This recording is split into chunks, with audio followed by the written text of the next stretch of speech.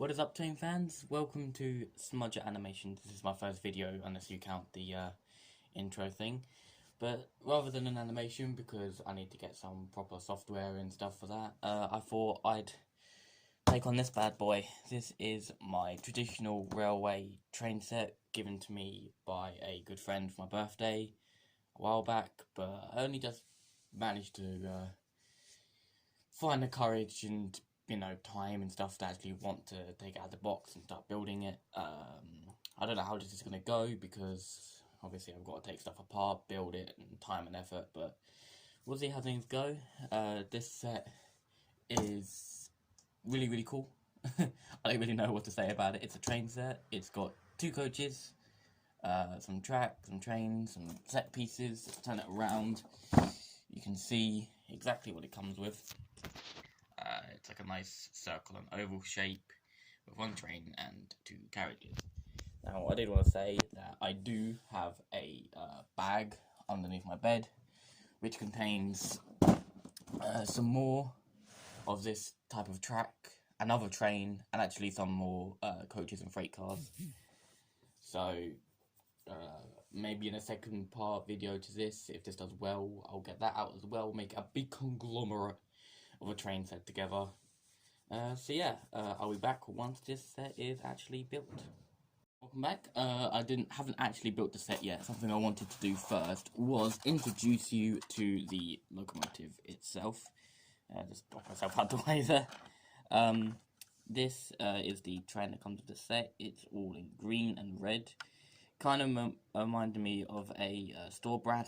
For the name of me, I can't think of what it is. It's kind of like home base. People will tell me in the comments below, probably.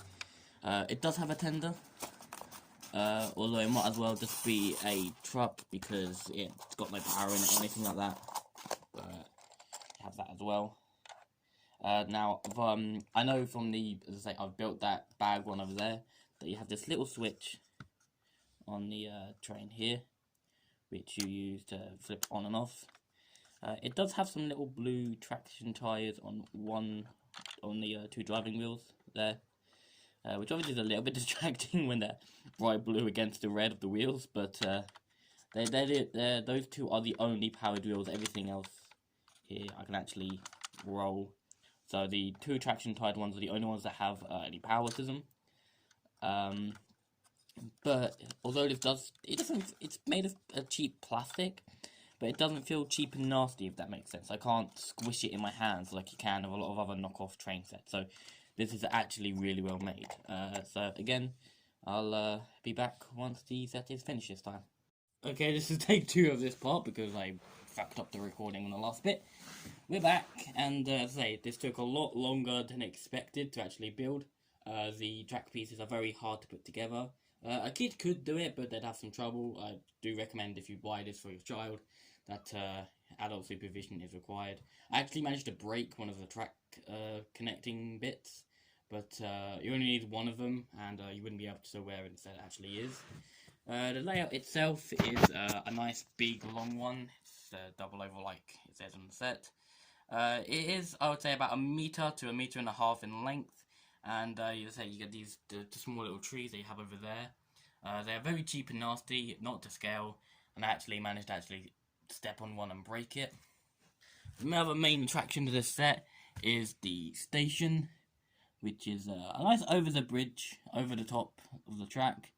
But I don't like the contrasting colours between the maroon of the platform and then the bright yellow, bright green of the over the top bit. Obviously, the main attraction of this set is the train itself. Very nicely detailed, as I said earlier. This bit is a little bit loose, but that's just because I was having trouble with this tiny little screw where the AA batteries go. You need 2 of them.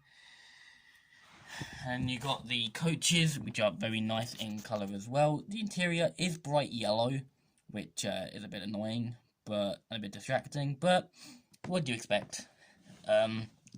The set itself and the box says that we have lights and sounds, so no prizes for guessing what soundbite we're going to be hearing for the next, well, however long I decide to video this. Let's say the switch is on the other side here, so let's just, there we go. Hear that lovely sound that we all love to hear as the train goes off.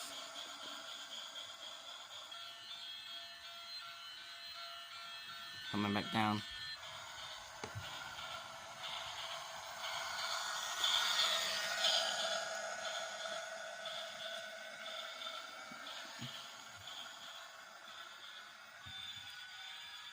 Now, as I say, there's a switch actually on the train itself, meaning you have to grab it as it comes by to actually turn it back off.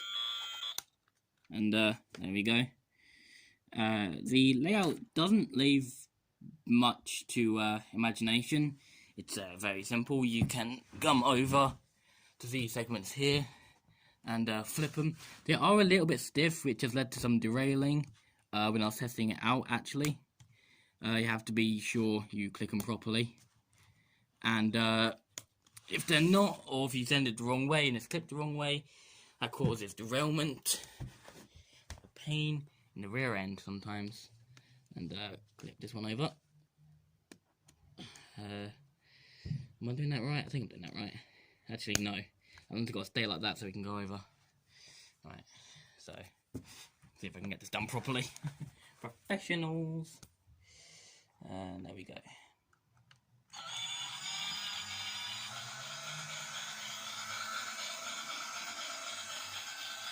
So he's coming round, and I have to clip the segment over.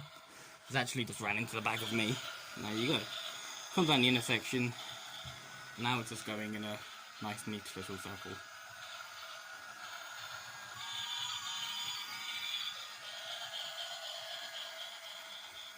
Not exactly the most interesting of train sets, but like I said, I got a bag over there which does have some more track in it. So if you do like this, I will do a part 2 where I have train number 2 as well, and with a nice big conglomeration. Well, I think that about concludes today's episode. As I say, this is my first ever video, and I hope you enjoyed it. This very, very crappy video, and no one will probably watch it, but I did it for fun. So, bye.